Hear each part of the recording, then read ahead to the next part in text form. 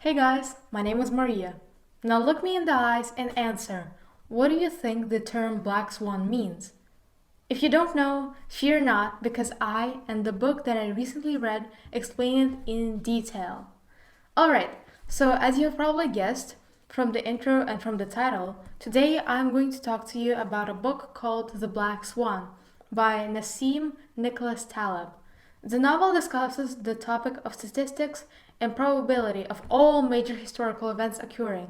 The name The Black Swan came from the story of how for hundreds of years people have only observed white swans, and that it was accepted as universal truth that all swans have to be white to be swans.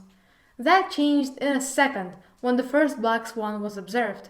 The likelihood of a black swan appearing was low, and its appearance itself could be ignored, but the idea that swans had to be white was definitely challenged. The book compares the idea of the black swan and how history is composed of such black swans. Every single historical event that we have learned about at school was a black swan. At the time, no one could have predicted that the events would unfold the way they did. How does that sound for an intro? To go more into detail, the author names two ways of how the world functions: extremistan and mediocristan. In the modern extremistan society, Taleb described the reality of the winner takes all in many spheres of life.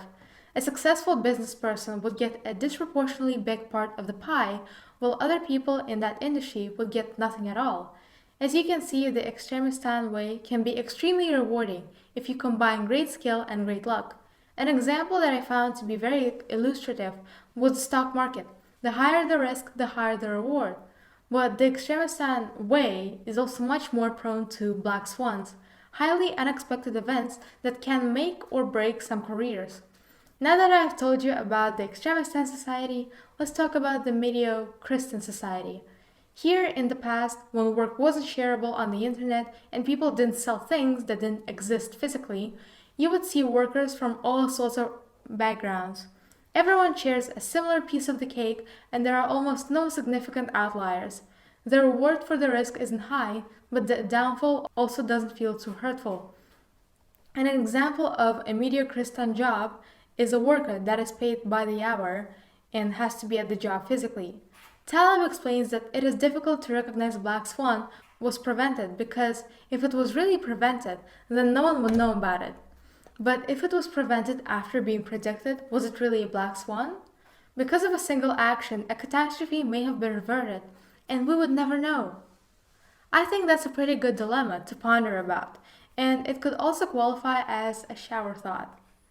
The author inserts somewhat frequent thought experiments, jokes, and excerpts from his own life in his book, which, in my opinion, all help make the book more lighthearted. Now, I am aware that this nonfiction book isn't 100% accurate. It should be taken with a grain of salt because, well, a black swan could appear and discredit some of the points made in the book. Haha. In all seriousness, I would recommend looking at it from a more philosophical, subjective point of view rather than as pure fact.